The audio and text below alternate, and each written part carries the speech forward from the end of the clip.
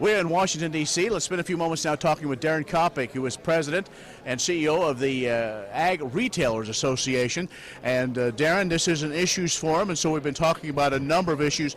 And one of those that is making its way through Congress once again is finding a uniform GMO labeling bill. Mike Pompeo from Kansas, one of the co-sponsors. How is that working its way through the aisles?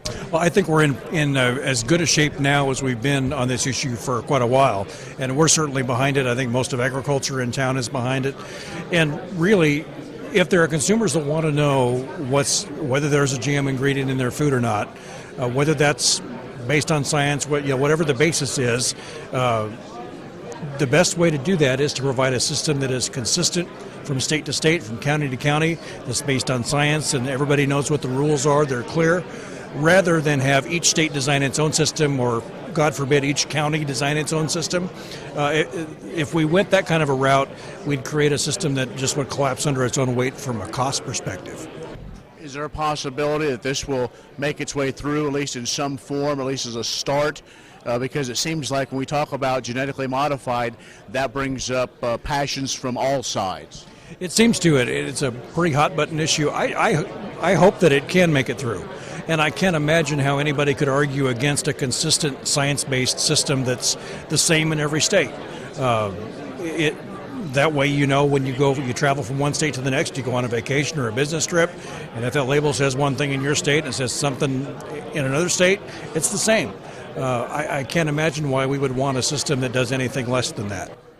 Other issues to talk about, obviously with your membership, transportation, not only a safe system, but make sure that the rules are out there and there's a level playing field.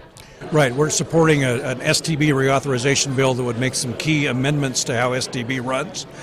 One of the simple, silly ones is that it would expand the number of board members from 3 to 5. And the reason that's important is that if there are only 3 of them, and 2 of them get together to have a conversation in the hallway, that's a majority of the board, and they have to issue public notice of that meeting.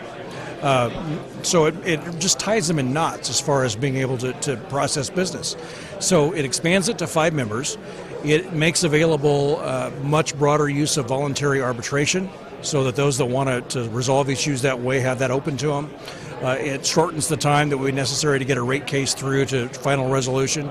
So, currently we've got a system where if a shipper has an issue, it takes years and hundreds of thousands of dollars to resolve, and nobody can do that. So the system doesn't work. Other issues for the ag retailers, right now they're all very, very busy with spring planning, making sure that their customers are being taken care of. And so you're back here in Washington. What other hot button issues are you into? One of the other things that we're trying to accomplish on the Hill this year, along with CropLife America and a bunch of other allies, is a final resolution to this, what we call the NPDES issue.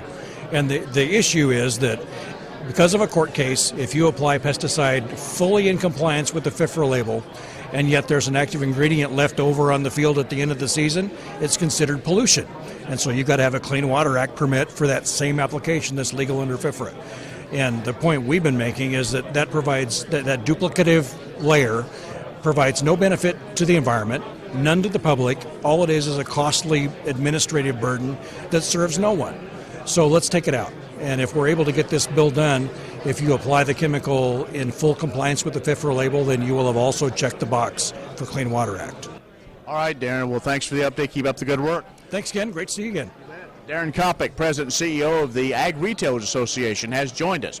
From Washington, I'm Ken Rogers.